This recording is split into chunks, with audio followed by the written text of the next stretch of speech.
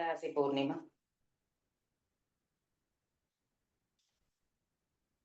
ఈ కుంభరాశి మనకి అంటే జనవరి 22వ తారీఖు నుంచి ఫిబ్రవరి 20వ తారీఖు వరకు సూర్యుడు మనకి కుంభరాశిలో సంచారం జరుగుతుంది.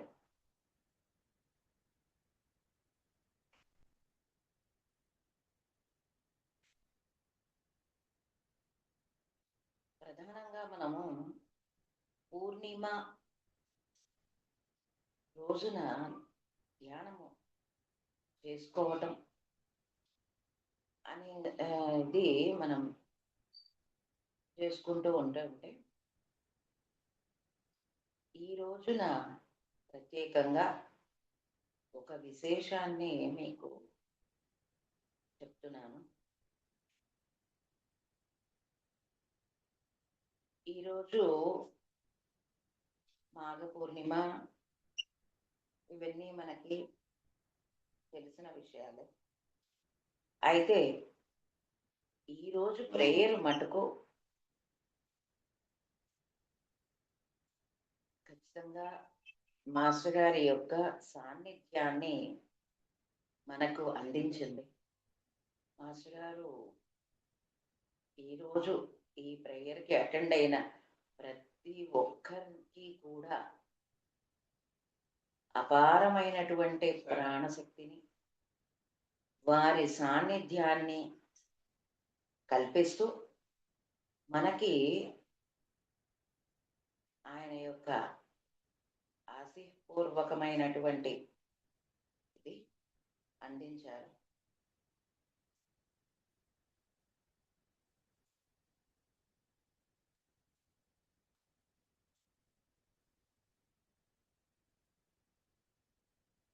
తర్వాత ఈ కుంభరాశిలో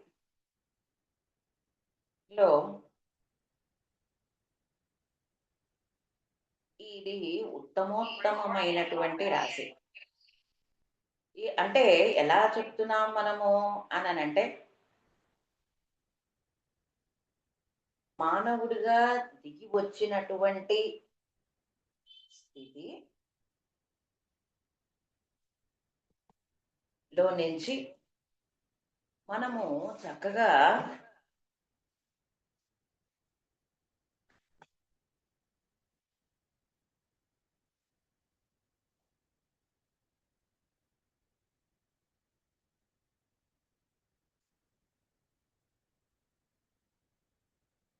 దిగి వచ్చినటువంటి స్థితిలో అంటే ఇది పరిపూర్ణంగా ఉండేటటువంటి స్థితి. అది ఎలాగా చెప్తా. మామూలుగా పరమాత్మ ఈ భూమి మీదకి జీవుడుగా దిగి రావటం అనేటటువంటిది ఒక స్థితి. రెండవది, ఇంతమంది జీవులు పరమాత్మ యందు ఉండుట అంటే ఎక్కడ నుంచి అయితే వచ్చారో అక్కడికి చేరుట అనేటటువంటిది మరొకటి. ఈ స్థితినే మనము పరాస్థితిగా చెప్పబడింది. అంటే పరమాత్మ యొక్క విరాట్ స్వరూపము మొత్తం అంతా కూడా దర్శనమవుతుంది. దీంట్లో ఎలా జరుగుతుంది అనంటే, ప్రతి జీవిలోనూ పరమాత్మ ఉండటం అనేటటువంటిదిగా దర్శనమిస్తూనే మనకి మనము పరమాత్మ యందు ఉన్నాము అనేటటువంటి స్థితిని కూడా కల్పిస్తుంది. ఇది అంత పవిత్రమైనటువంటి పరిపూర్ణమైనటువంటి రాశి. మానవుడిగా దిగి వచ్చిన తర్వాత పర్ఫెక్షన్ అనేటటువంటిది ఈ రాశి అందిస్తుంది. దీంట్లో ప్రధానంగా చెప్పుకునేటటువంటి విషయం ఏంటంటే, మనము ఎంతగా సాధన చేసుకుంటూ వెళుతూ ఉంటే అంతగా అందివ్వబడేటటువంటిది. అంటే ప్రతి రాశికి దాని యొక్క ఆహ్, ఇది పవిత్రత అవన్నీ కూడా ఉంటాయి. ఏమీ లేకుండా ఊరికినే ఏమి రావు. ప్రతీదీ ఉత్తమమైనటువంటివి రాసులే. అయితే అన్నిటికీ దీనికి తేడా ఏంటి అననంటే, ఒకటే విషయం మనం తెలుసుకోవాల్సింది అక్కడ ఏంటంటే, మనము ఏదైతే సాధన చేస్తున్నామో అది పరిపూర్ణంగా అందివ్వబడుతుంది. ఒక స్మరణ చేస్తూ ఉన్నాం. ఒక నామం తీసుకున్నాం. స్మరణ చేస్తూ ఉన్నాం. స్మరణ చేస్తూ ఉన్నప్పుడు ఏమవుతోంది? ఆ నామము ద్వారా ఏ శక్తి అయితే అందివ్వబడుతోందో అది జీవుడి యందు పనిచేస్తుంది అని అనుకుంటాం. కేవలం జీవుడి యందు పనిచేయడం అని అంటే అర్థం ఏమిటి అనంటే ప్రతి అణువులోనూ కూడా అపారమైనటువంటి ఆ శక్తి పనిచేస్తూ చైతన్యవంతం చేస్తుంది దది. ఇలా చేసేటటువంటి ఆ అంత శక్తి మనకి అందివ్వబడుతుంది కాబట్టి మనము ఇక్కడికి వచ్చినప్పుడు ఇది చెప్పేటప్పుడు పరిపూర్ణమైనటువంటి రాశిగా చెప్తారు. కారణం ఆ చైతన్య అంటే ఈ సృష్టిగా ఉన్నటువంటి దాంట్లో పరమాత్మ నుంచి చైతన్య ప్రవాహము వీటన్నింటి ద్వారా అంటే ఈ పంచభూతములు వీటన్నింటి ద్వారా అందివ్వబడుతుంది. ఏ రకంగా అయితే వచ్చిందో వాటన్నింటి ద్వారా అందివ్వబడుతుంది ఈ జీవుల భూమి మీద ఉండేటటువంటి జీవులందరికీ కూడా. అవి మన దేహంలోకి వచ్చేటప్పటికి అవి మనం ఇంద్రియములుగా చెప్పబడుతూ ఉంటాం వాటిని. వాటి ద్వారా మనకి మన దేహమునందు ప్రవేశించి అవి మనకి ఉత్తమ స్థితిలోకి మనని ప్రవేశింపజేయడానికి కారణంగా ఉంటూ ఉంటాయి. ఆ కారణంగా ఉండటానికి ఎక్కడి నుంచి మార్పు రావాలి అని అంటే జీవులకి అంటే మనముగా మనం ఉంటున్నాం. మన పనేదో మనం చేసుకుంటున్నాం. మనంగా నేను ఎవరిని ఏమి ఇబ్బంది పెట్టనండి. నా పనేదో నేను చేసుకుంటాను. నాదేదో నేను చూసుకుంటాను అంతవరకు అనేటటువంటి స్థితిలో నుంచి అంటే ఎవరినో బాధ పెట్టేవాడు, కొట్టేవాడో, తిట్టేవాడో అనే కానక్కర్లేదు. నాది నేను అనుకునే స్థితిలో ఉన్నవాడికైనా అక్కడ నుంచి ప్రారంభం కనుక చేసినట్టయితే ఆయన యొక్క శక్తి ప్రసరింపబడి మనలో అణుగతంగా ఉన్నటువంటి స్థితిలో నుంచి అంటే నేనుగా మనము మన భావములు మన ఆలోచనలు వీటిగా ఉంటూ ఉన్న స్థితిలో నుంచి ఎక్కడికి ఎదగాలి? దివ్యమైనటువంటి స్థితిలోకి ఎదగాలి. అందుకే చెప్పారు ఈ రాశి మంత్రం ఏమిటిట అంటే దేవాన్ వశిష్ఠో అమృతాన్ వవందే. దివ్యత్వము అనేటటువంటి స్థితిలోకి వెళ్ళాలి. అలా వెళ్ళడానికి ఎవరు మనకి కారణంగా ఉండి చూస్తూ ఉంటారు? మనని ఎవరు ఆ స్థితిలోకి మనని తీసుకువెడతారు అని అంటే మనము గురువుగా భావన చేస్తూ ఉన్నటువంటి వాళ్ళు ఎవరైతే ఉన్నారో వాళ్ళ రూపంగా మనకి పరమాత్మ ఆ స్థితిలోకి పట్టుకెడతాడు. అటువంటి స్థితిలోకి పట్టుకెళ్ళిన ఆయన ఏం చేస్తాడు మన్ని అనంటే ఒక్కొక్క స్థితి కల్పించుకుంటూ కల్పించుకుంటూ ఆ దివ్యత్వము అనేటటువంటి స్థితిలోకి తీసుకెళ్తాడు. మరి ఇదంతా నడిపించేటటువంటి వాళ్ళు ఎవరండి అంటే జీవుడుగా రావాలి. ఈ కో మనకి ఏదైతే కోర్ ఆఫ్ సిలబస్గా ప్రిస్క్రైబ్ చేయబడిందో దాన్ని మనము పొందాలి. ఆ పైన జరిగేదేంటి అయిపోతుంది. ఇక్కడికి సిలబస్ కంప్లీట్ అయిన తర్వాత నెక్స్ట్ క్లాస్కి వెళ్తాం. ఇప్పుడు ఒక సెషన్ అటెండ్ అవుతున్నాం. ఆ సెషన్లో ఏదైతే వాళ్ళు చెప్పదలుచుకున్నారో ఆ సెషన్ పూర్తయిపోయిన తర్వాత ఏమవుతుంది, దానికి కంటిన్యూషన్ సెషన్ స్టార్ట్ అవుతుంది. అంతే కదా. ఇది వేరే టాపిక్ అండి, అది వేరే టాపిక్ ఉండదు. నెక్స్ట్ సెషన్ స్టార్ట్ అవుతుంది. నెక్స్ట్ సెషన్ స్టార్ట్ అయినప్పుడు ఏమవుతుంది, మనము ఆ స్థితిలోకి వెళ్తాం. ఆ స్థితిలోకి మనం వెళ్ళినప్పుడు అక్కడికి నుంచి మళ్ళీ దానికి తగ్గ దేహము, దానికి తగ్గ స్థితి, దానికి తగ్గ గురువు ఉంటారు. అంటే మనని పైకి తీసుకువెళ్ళేటటువంటిది. అది పూర్తయిన తర్వాత నెక్స్ట్ ఈ ప్రణాళిక మొత్తము యావత్తు కూడా ఈ యొక్క కుంభ సంభవులుగా చెప్పబడేటటువంటి అగస్త్యుడు, వశిష్ఠ మహర్షి జీవుడుగా భూమి మీదకి వచ్చిన తర్వాత కావలసినటువంటి పరిణతి ఇవ్వటం, ఆ తర్వాత నెక్స్ట్ కోర్లోకి పంపించటం, ఇవన్నీ కూడా అక్కడ కావాల్సింది మళ్ళీ వాళ్ళు చూడటం. ఇది వీళ్ళు చేసేటటువంటిది. ఆయన అగస్త్య మహర్షి జీవ పరిణామమునకు కారణంగా ఉండి ఆయన పనిచేస్తూ ఉంటే, అంతకు పైన ఉన్నటువంటి స్థితిలో ఉన్నది వశిష్ఠ మహర్షి.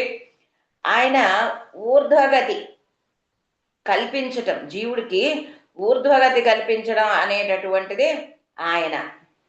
ఇది ఇద్దరు కూడా కలిసి చేస్తూ ఉన్నటువంటి కనుకనే మనకి ఇందులో మనకి ఇంకొక విషయం కూడా చెబుతారు. ఇందులో కలియుగంలో అండి స్మరణ చాలండి అని అంటారు. స్మరణ సరిపోతుంది, స్మరణ చేసుకుంటూ ఉంటే మనకి ఆ దివ్యత్వం అందుతుంది అని అంటారు. అదే ఈ యొక్క కుంభయుగంలో మాస్టర్ సివివి గారు ద్వారా మనకి అందివ్వబడినటువంటిది.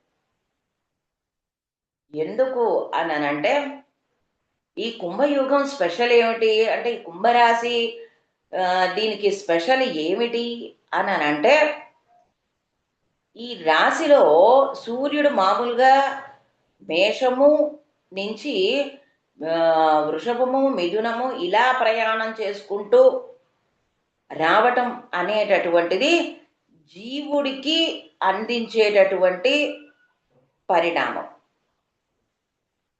అయితే ఇంకొక ప్రయాణం కూడా ఉంది సూర్యుడికి.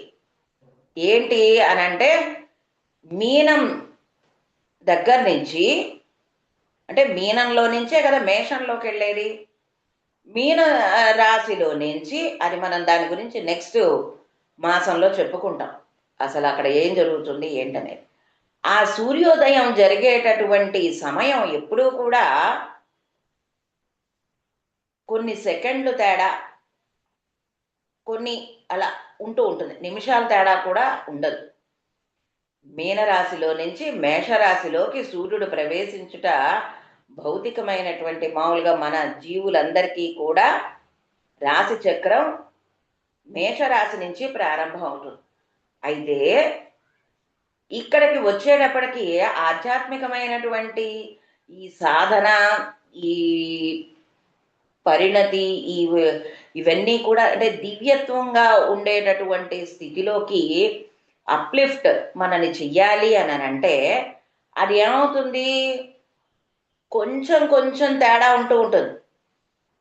యుగ మామూలుగా కూడా అది ప్రవేశిస్తూ ఉన్నా కూడా కొంచెం తేడా ఉంటుంది. మీనరాశిలో నుంచి మేషరాశిలోకి ఈ సంవత్సరం ఉదయం ఇన్ని గంటల ఇన్ని నిమిషముల ఇన్ని సెకండ్లకి వచ్చాడు అని అనుకోండి. వచ్చే సంవత్సరం ఆ 6 గంటల 10 నిమిషాలకి మేషరాశిలోకి ప్రవేశిస్తే 55 సెకండ్లకి ఇక్కడికి వచ్చేటప్పటికి వచ్చే సంవత్సరం ఒక 10 గంటల అదే దానికి ఒక 20 సెకండ్లు 30 సెకండ్లు అలా తేడా వస్తూ ఉంటుంది అనమాట. కొంచెం కొంచెంగా తేడా ఉంటూ ఉంటుంది, తక్కువ అవుతుంటుంది, పెరగదు, తక్కువ అవుతుంది.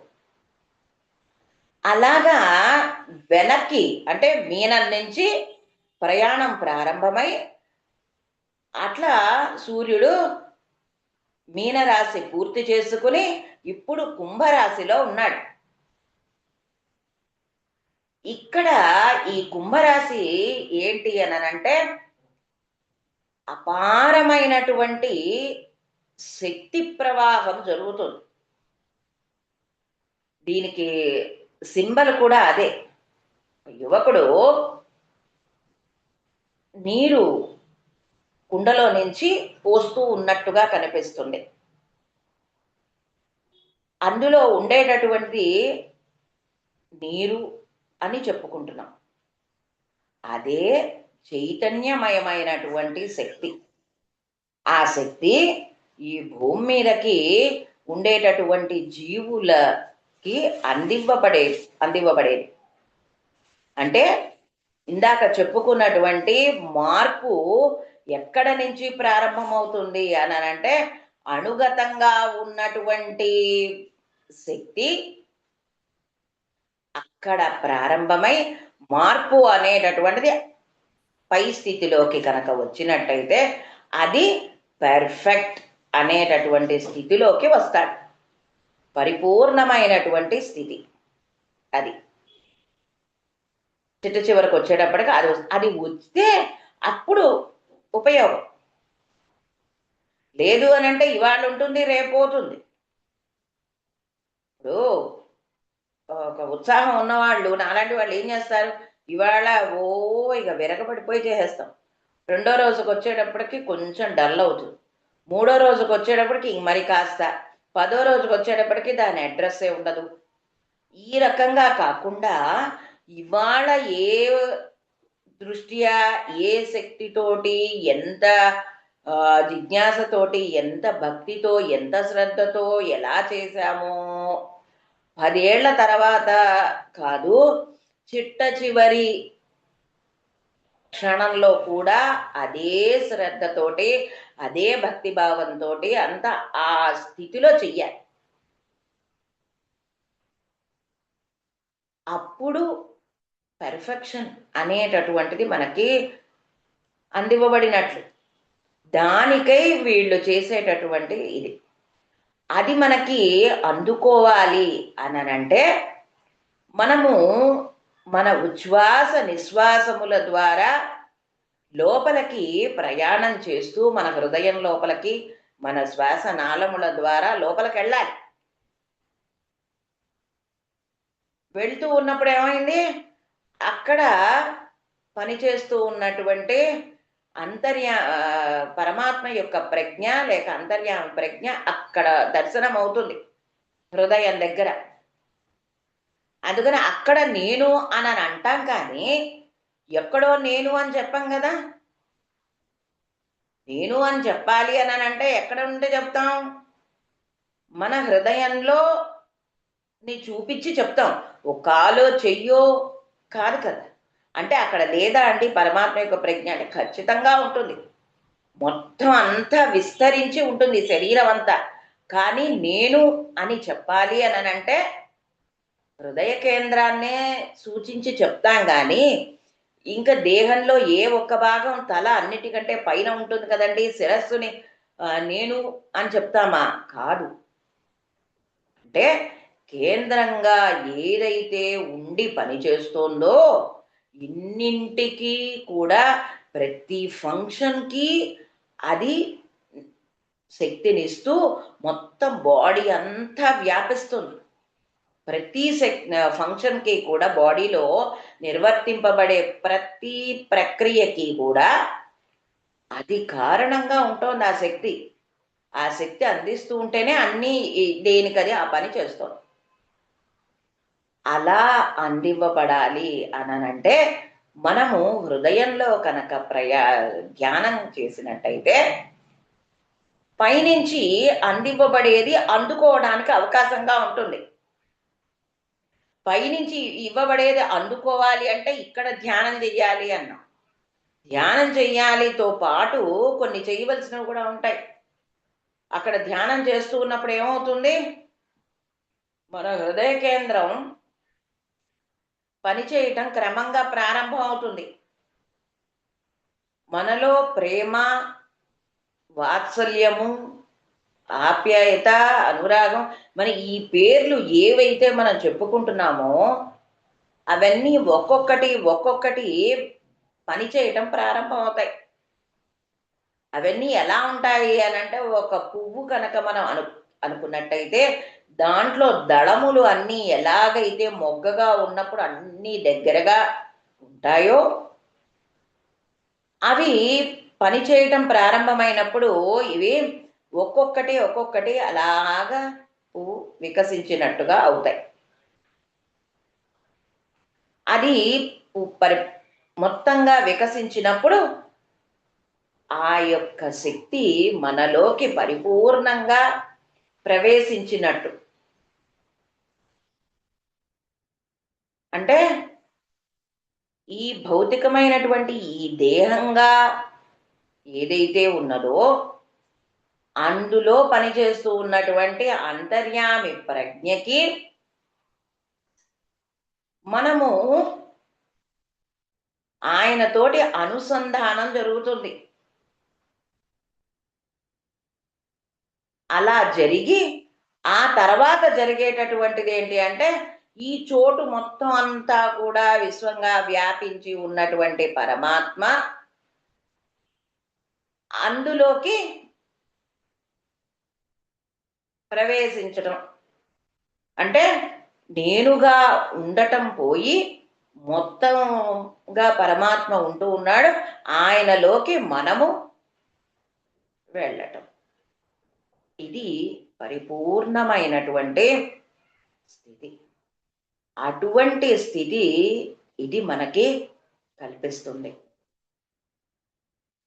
అందుకనే ఈ ప్రక్రియ యావత్తు కూడా మనకి మైత్రేయుల వారు ఆయన శిష్యవర్గము ప్రధానంగా ఉండి పనిచేస్తున్నారు.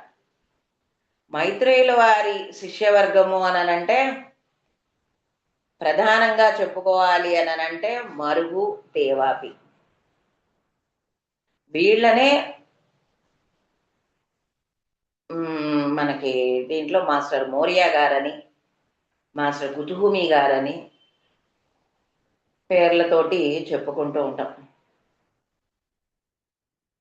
సూర్యవంశీయుడైనటువంటి ఆయన మరు మహర్షి, చంద్రవంశీయుడైనటువంటి దేవాపి మహర్షి. వీళ్ళ యొక్క దీంతో ఈ మొత్తం అంతా కూడా వీళ్ళ ఇరువురికి శిష్యుడైనటువంటి వారు జ్వాలాకూల మహర్షి.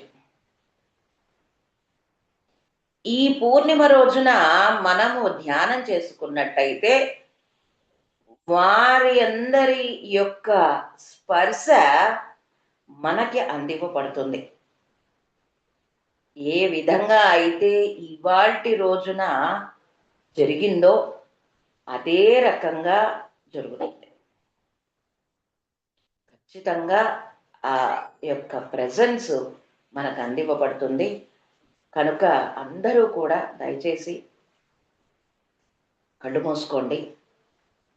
ఆ దివ్యమైనటువంటి దాన్ని మీ హృదయాలలో నింపుకోండి. ఇవాల్టి రోజున ఎక్కువగా మాత్రం ఎవరితోటి అన్లెస్ చాలా ఇంపార్టెంట్ మ్యాటర్ అలా అయితే తప్ప అంతకు మించి మాత్రం ఎక్కువగా మాట్లాడుకోవద్దు. అది కూడా వీలైనంత వరకు క్లుప్తంగా ముగించుకోండి. ఎందుకు అనంటే ఆ కంటిన్యూటీ ఉంటుంది. అంతే తప్ప అదేదో హార్డ్ అండ్ ఫాస్ట్ రూల్ కాదు. మనకి ఏదైతే ఆ స్పర్శ అందివ్వబడిందో దాన్ని మనం కంటిన్యూ కనుక చేసుకున్నట్టయితే ఎక్కువగా ఉపయోగంగా ఉంటుంది. కాబట్టి అందరూ కూడా చక్కగా కళ్ళు మూసుకోండి. కళ్ళు మూసుకొని ఈ యొక్క స్థితిని ఒకసారి ధ్యానం చేయండి. కళ్ళు మూసుకుంటే మీ అందరికీ కూడా మళ్ళీ ఆ ఇది కలుగుతుంది.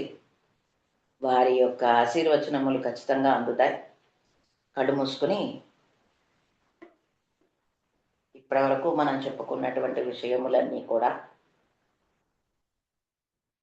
హృదయమునందు ఇచ్చేసుకోండి. మీ హృదయ పద్మము ద్వాదశ దళములతోటి ఉంటుంది. అందు తెల్లటి శ్వేత పద్మము అది. అందుకనే మనకి ఆ దాంట్లో సూర్యుడి దగ్గర ఉండేటటువంటి పద్మము శ్వేత పద్మముగా చెప్తారు. ఆ శ్వేత పద్మం అంటే ఆయన నుంచి ప్రసరింపబడేటటువంటి శక్తి అది.